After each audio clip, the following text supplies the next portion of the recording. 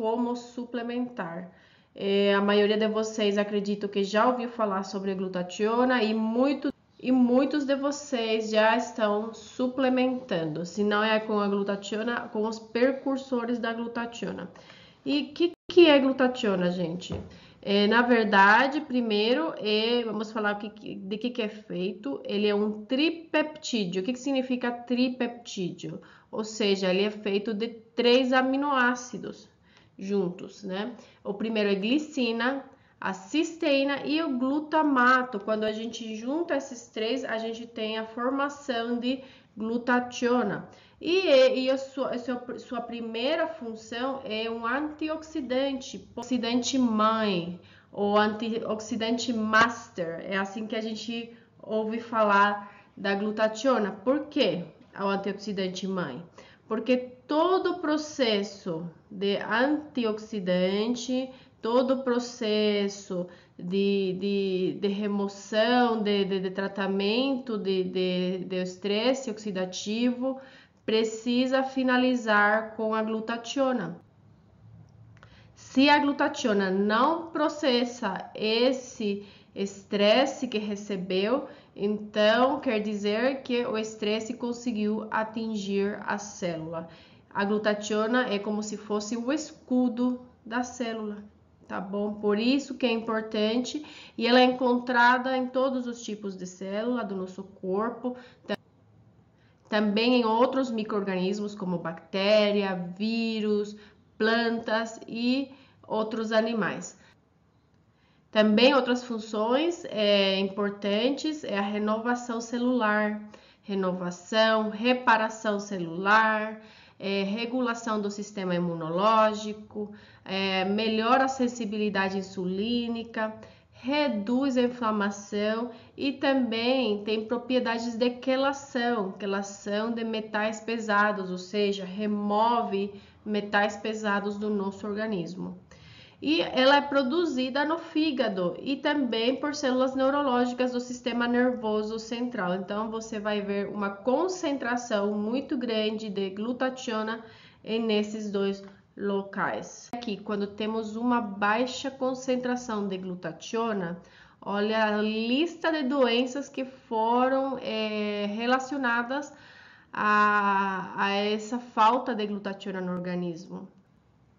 Olha na saúde neurológica, Alzheimer, Parkinson's, esclerose múltipla, TDAH, autismo. Também doenças autoimunes como lúpus, artrite reumatoide, alguns tipos de câncer.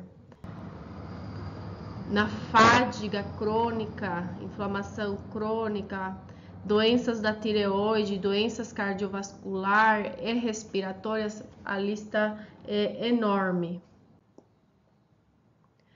Glutationa e autoimunidade. Como sempre, tudo se inicia na inflamação.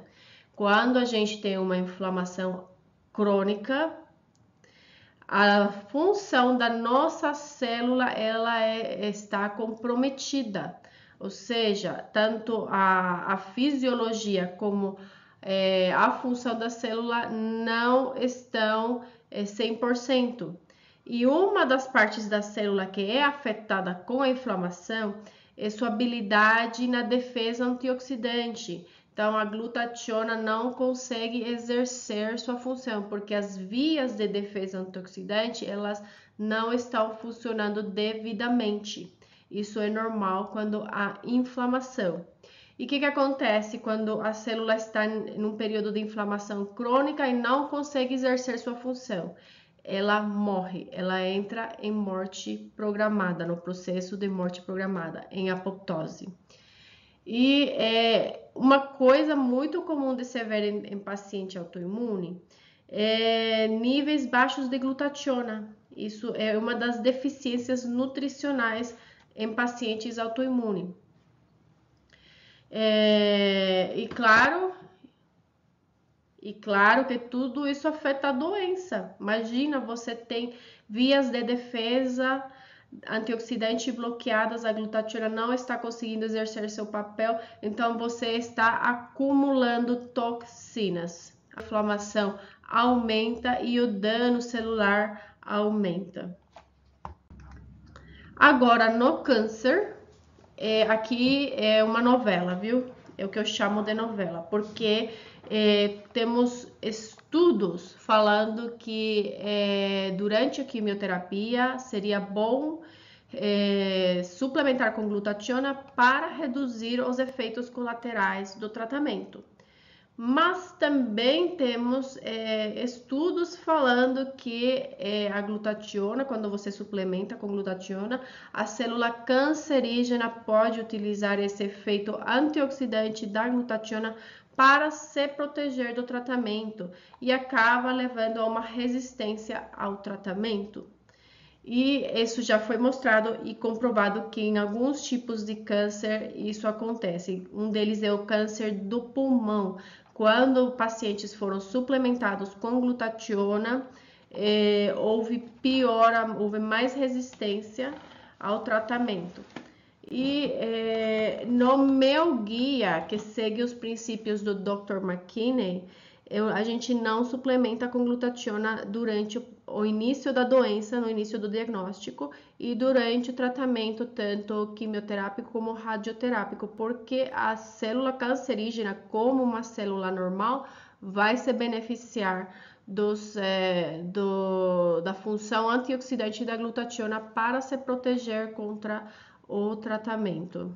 Tanto que tem alguns estudos avaliando como inibir, como bloquear a ação de glutationa durante o tratamento quimioterápico, para diminuir as chances de rejeição, de resistência ao tratamento. E como suplementar? Aqui também tem alguns pontos importantes.